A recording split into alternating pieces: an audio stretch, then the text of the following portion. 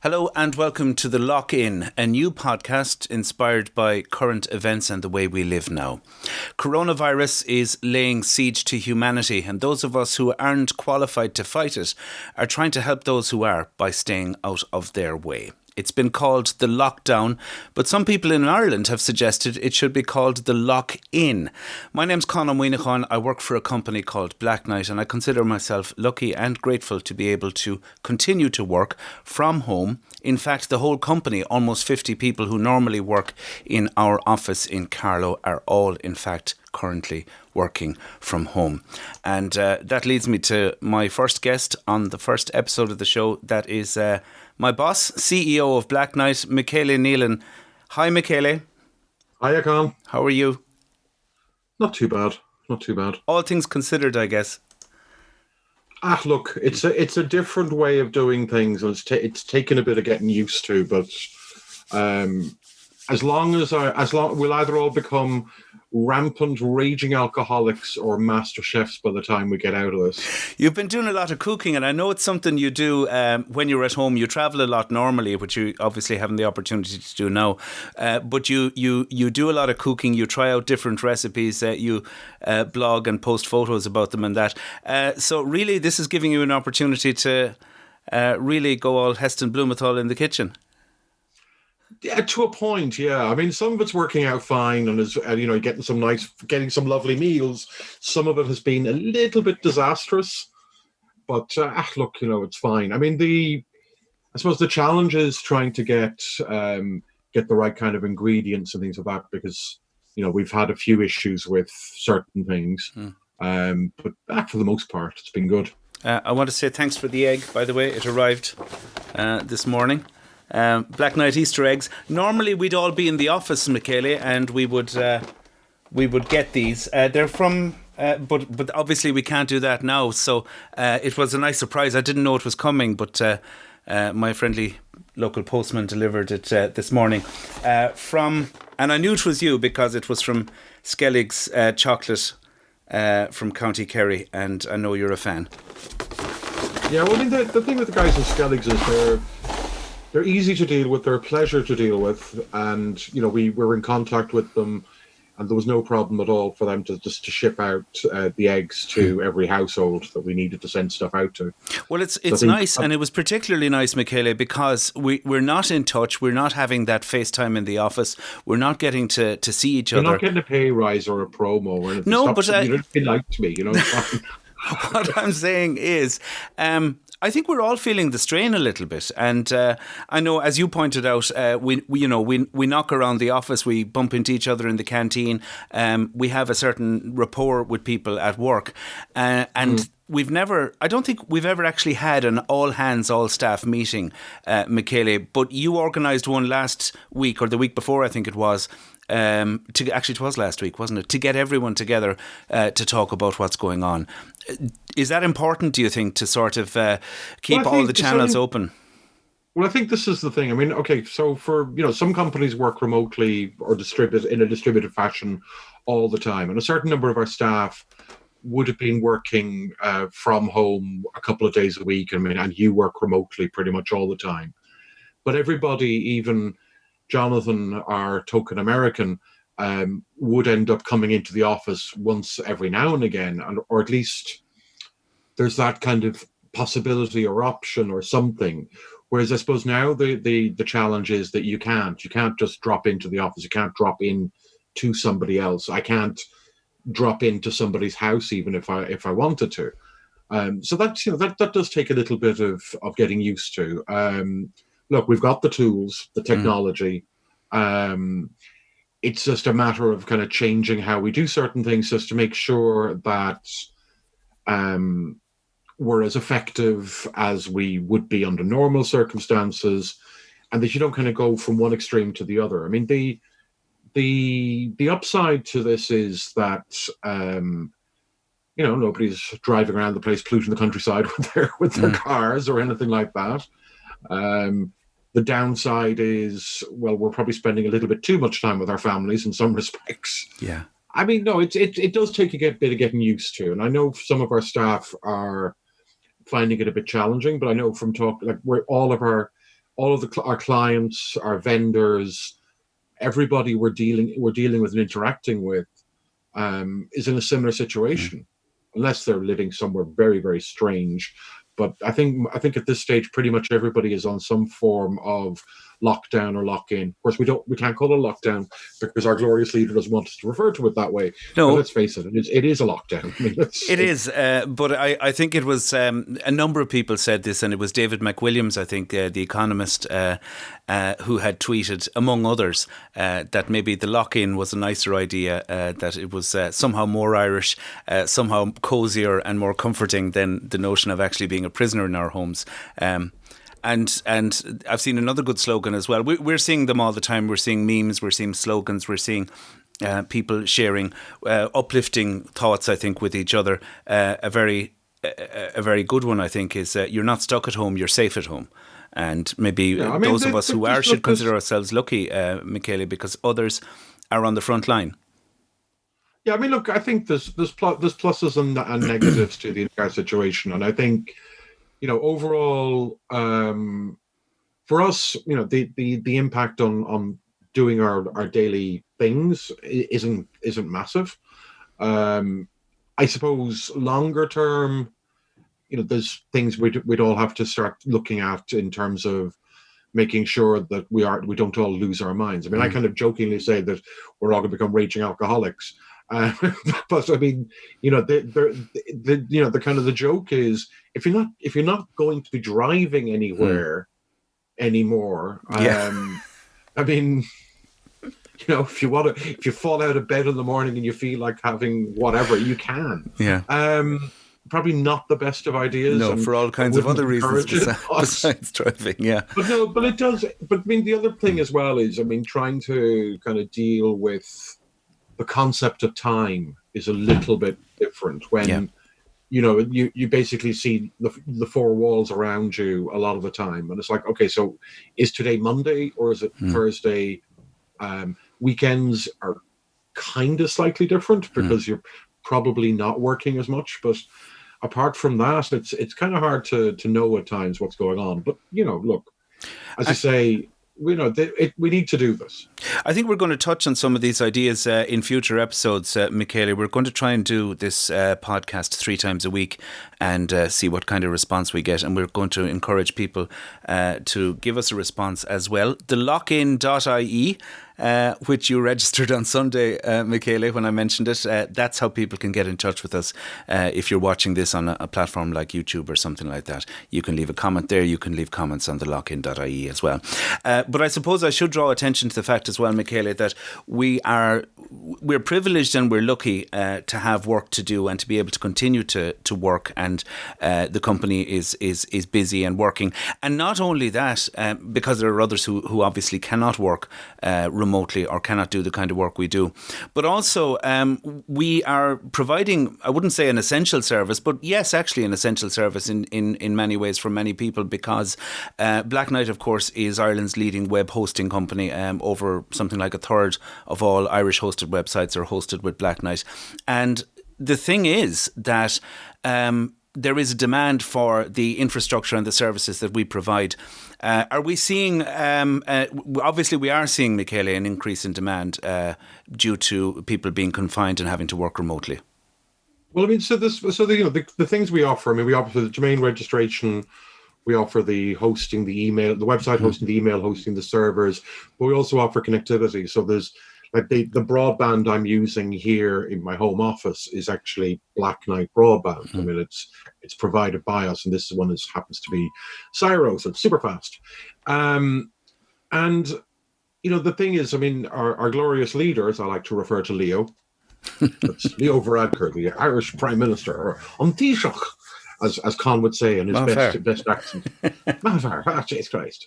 That's another idea I have for a podcast, Michele, I'm going to talk to you later about. But anyway, just while I think of it. Continue. You're just more work for yourself. Yes. You're talking about Leo. Oh, God. I'm not going to do a podcast of Leo. That's just wrong. No.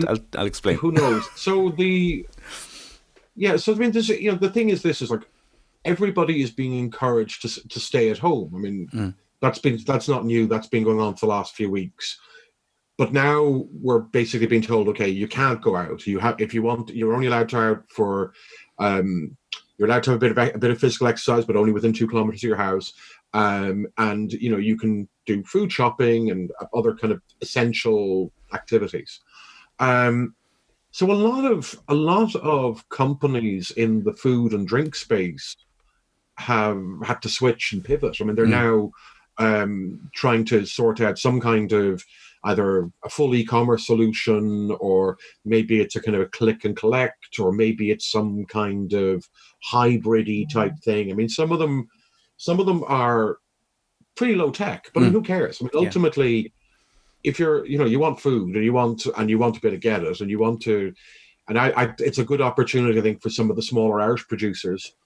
Because I mean, trying to order anything through any of the large supermarket chains at the moment, forget it. I mean, you'd be waiting 2 weeks for a slot in a lot of cases. Mm-hmm. So there's opportunities there as well. Yeah. Can I ask you, Michele, how are you coping yourself? Because I think one of the things we talked about last week when we had our staff meeting, some people were chatting afterwards, and then we had a little bit of a Blacknight party on Zoom, on staff party on Saturday night, where we all sat in our homes. But one of the things that's come up again and again with people that I'm talking to, Michele, is that this lockdown or lock-in or whatever you want to call it is different for everyone, and it's stressful for everyone in different ways. Would you agree?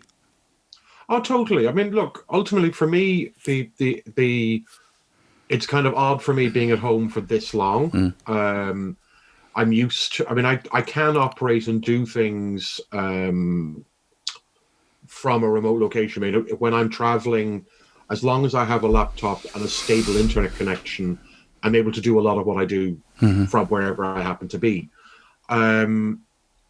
But this kind of situation where essentially, you can't interact with other human beings for most of the week, it does take a bit of getting used to. So I suppose what I've found myself doing, and I think from talking to other friends, they have as well, is, I think a lot of us are, reconnecting with people.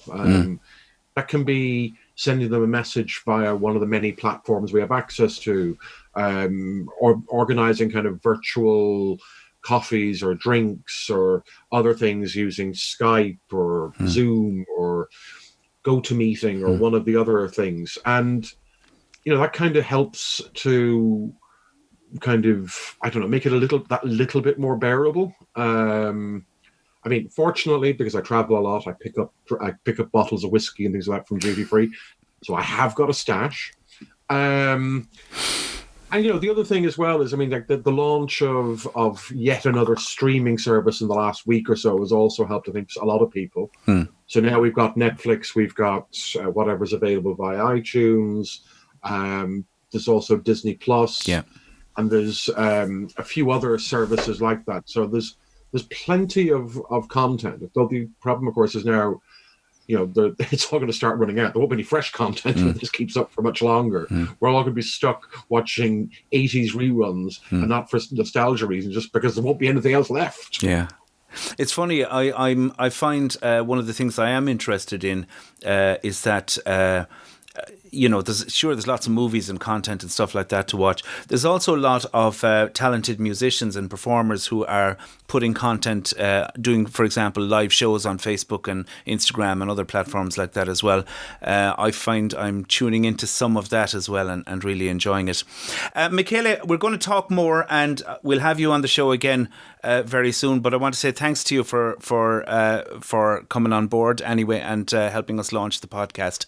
And we'll take it from there. I want to talk to Jonathan Thomas now, because one of the things we've been doing is publishing a lot of content on our website and on our blog, which is all about helping people to maybe get used to. Michele mentioned there, for example, that many of us at Blacknight are quite used to working remotely or working from home, and for some people it's been a shock to the system, and we've written and published a lot of content recently on the site to help people with that. And the man who's written the vast majority of that is Jonathan Thomas. Jonathan, welcome to the show.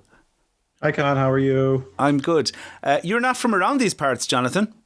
No, I'm not. Despite my red hair and pale skin, I'm not from around those parts. I live in Indiana, about 45 minutes outside of Chicago, close enough to where I usually just tell people I'm from Chicago. And I've been working remotely for myself for 10 years now. And now I've been working with Blacknight for almost a year now. That's right. I was just thinking that. And part-time initially and now full-time since Christmas. So, yes. And you've been producing a lot of content. You've been doing a lot of work on our website, Jonathan. And you've written a lot of stuff for blacknight.blog. But one of the things where I think your expertise is really coming to the fore is now because, as you point out yourself, you've worked remotely for how long? How many years? Almost 10 years. Working from home. Yeah. And initially for yourself, as you said, for the most part, tell me about your site Anglotopia and how did that get going?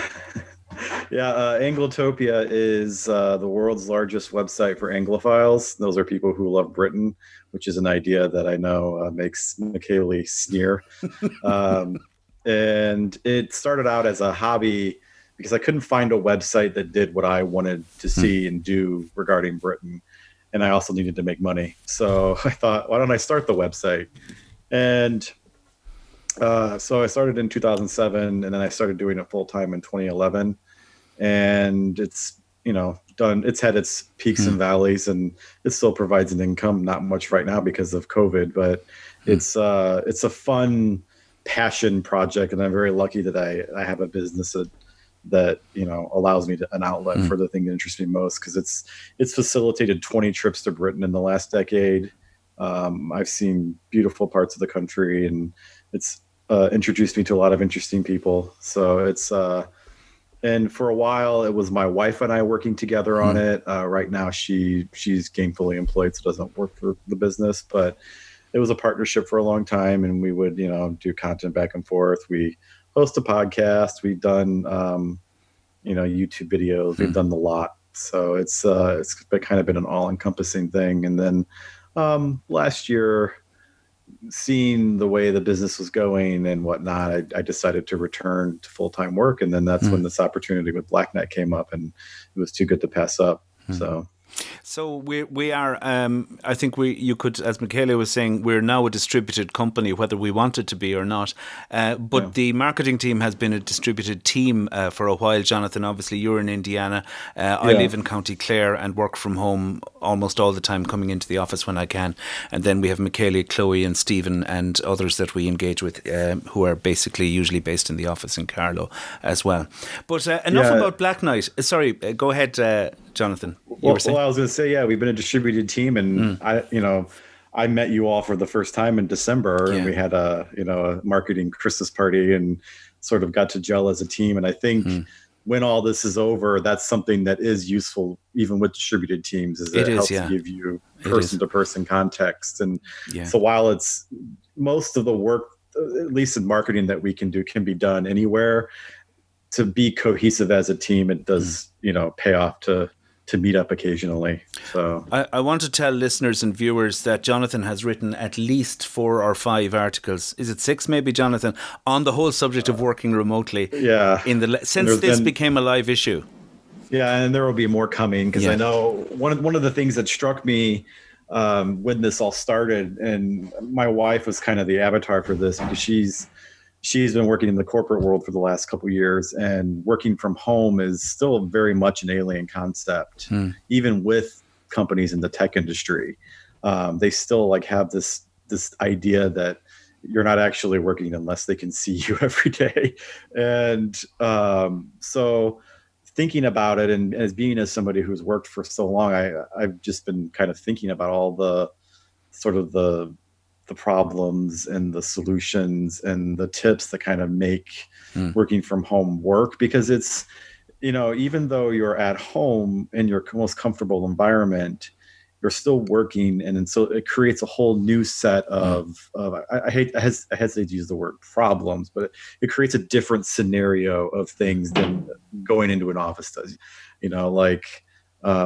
To give you an example, I'm locked in with my family right now. My kids are home, so that creates, that can create noise, and you've got dogs in the background, and and it's hard, because I'm lucky that I have an office at the door, and then when I'm done at the end of the day, I can just shut the door and you turn off work. But some people aren't as lucky; they might not have dedicated workspace. So I've tried to think a lot about the various issues people might face working from home for the first time, from a personal perspective. I think maybe in the coming weeks, I might focus on how companies letting their employees working from home for the first time or being forced to, how they can manage it and trust their employees, because that is sometimes there's a huge gap between employers and employees. Like, are you actually working? And I've seen it in my wife and my friends' interactions with their employers, or like when they sent them home a few weeks ago